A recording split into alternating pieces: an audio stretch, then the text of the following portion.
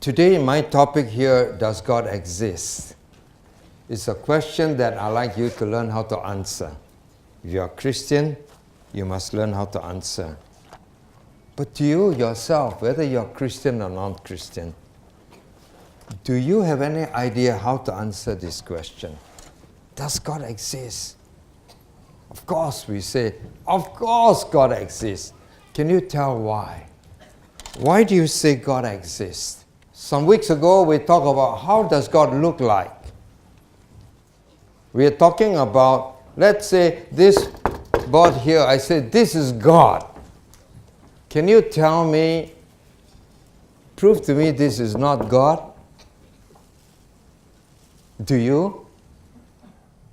Do you know, for many years as a Christian, I couldn't answer that question. So Andy explained this, that this is not God, because why? When we expect something that speaks of God, we expect it to be under skies. It must be sovereign. It must be a creator. He must be creating things ex nihilo, meaning from nothing to something. He must have absolute knowledge of everything. Certainly everything about you and me. He must be independent in the sense that you don't have to feed him. He's the one who feeds you.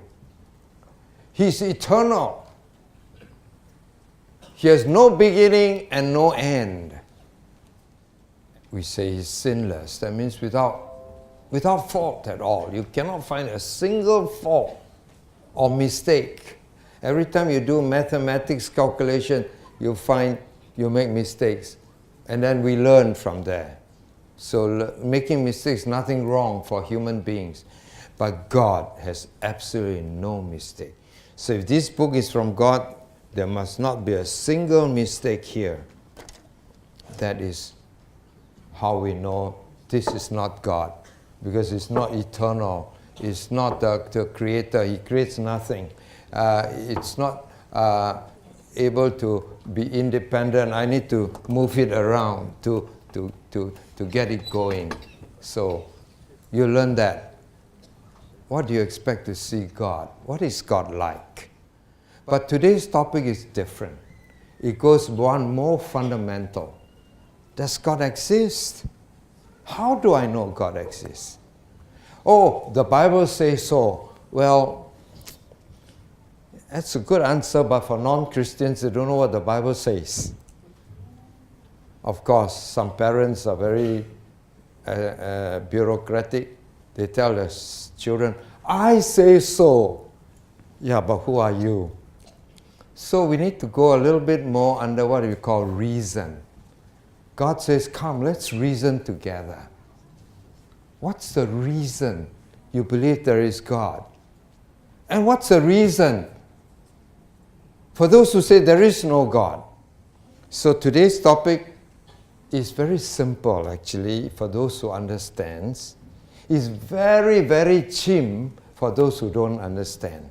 It's simple as that. So today, I'm asking you, especially you young people, you need to focus. I've spent many hours thinking through how to simplify. And yet, I know that no matter how I simplify, it's too complicated for some. But if God will download to you an understanding, you'll find quite easy. Of course. But that's more than that. Unlike you, if you're a Christian, you'll be able to explain what I explained today. I want you to listen with this view.